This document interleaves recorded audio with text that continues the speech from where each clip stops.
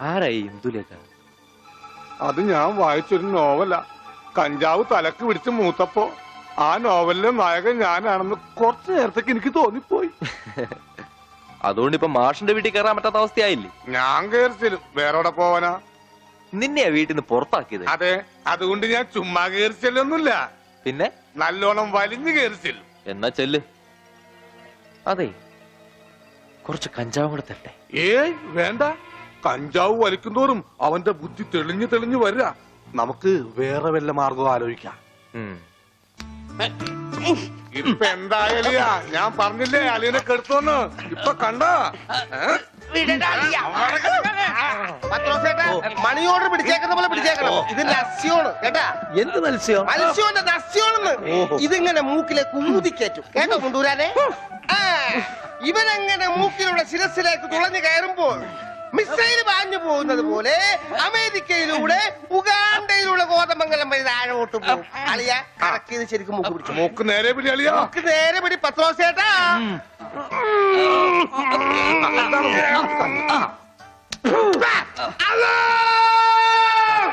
Bank കൊടുക്കുന്നത് പിന്നെ ശിരസി കയറിയ പള്ളി പണി അടിക്കാൻ പറ്റുവാണ്. അല്ലോ ഇരിക്കൂ, സമാധാനമായിരിക്കൂ. അതൊന്നും കേട്ട് പേടിക്കണ്ട, നസ്യം ചെയ്യുന്നതാണ്. സാധാരണ ഈ ഷോക്ക് ട്രീറ്റ്മെന്റ് കൊടുക്കുന്നതിന് പകരം ആയുർവേദത്തിലുള്ള ഒരു പ്രയോഗമാണ് നസ്യം. സ്മൃതിഭ്രംശം വന്നവർക്ക് അത് കൊടുത്താൽ കഴിഞ്ഞതൊക്കെ ഓർമ്മ വരുമെന്നാണ് ആചാര്യന്മാർ പറയുന്നത്. ഓർമ്മ വന്നു, ഓർമ്മ വന്നു. എനിക്ക് എല്ലാം ഓർമ്മ വന്നു. കഴിഞ്ഞ ജന്മത്തിൽ നടന്ന എല്ലാ സംഭവങ്ങളും എനിക്ക് ഒറ്റയടിക്ക് ഓർമ്മ വന്നു. ആ നസ്യം എന്റെ നോസിലേക്കാണ് ഊതി കയറ്റിയത്. ഇപ്പൊ ഞാൻ നസ്രാണി അല്ലച്ചോ, നോസ്രാണിയാണ്. എന്റെ കർത്താവേ, അയ്യോ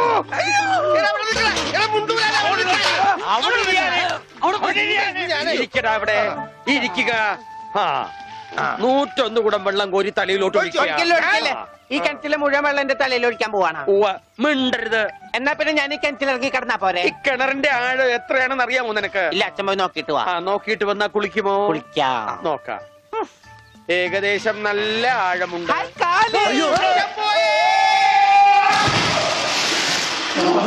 അച്ഛോ,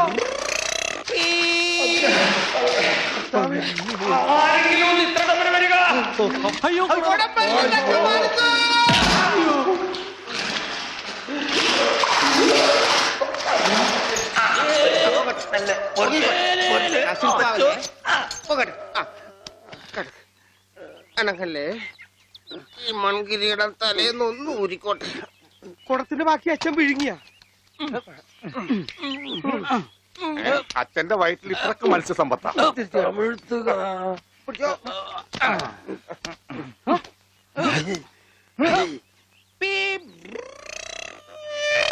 ഇവൻ അങ്ങടെ ഈ ബാണം വിട്ട പോലെ ഓടണം. ആരുടെയെങ്കിലും മുണ്ടരിക്കാനാവും.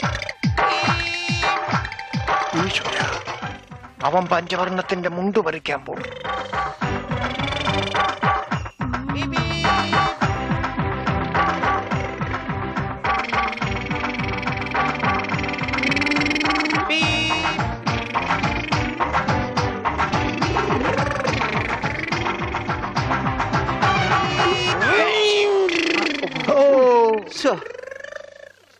വെറുതെ കൊതിപ്പിച്ച് അല്ലേലും ഇവനൊന്നും ആവശ്യത്തിന് ഉപകരിക്കില്ല.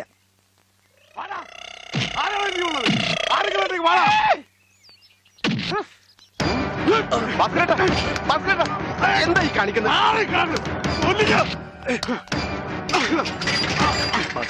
നമുക്ക് കോംപ്രമൈസ്. അടി കോംപ്രമൈസ് ഇല്ല, അടിയിൽ ഒരു കോംപ്രമൈസ് ഇല്ല.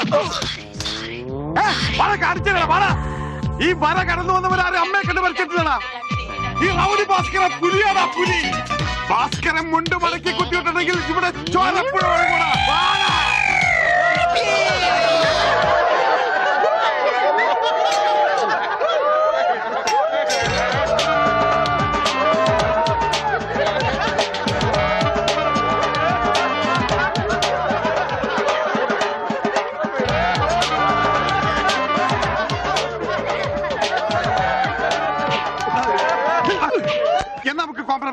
അടിയിൽ കോംപ്രമൈസ് ഇല്ല ചേട്ടാ. എന്റെ അടിയിൽ കോംപ്രമൈസ് ഇല്ലെന്നാ പറഞ്ഞത്.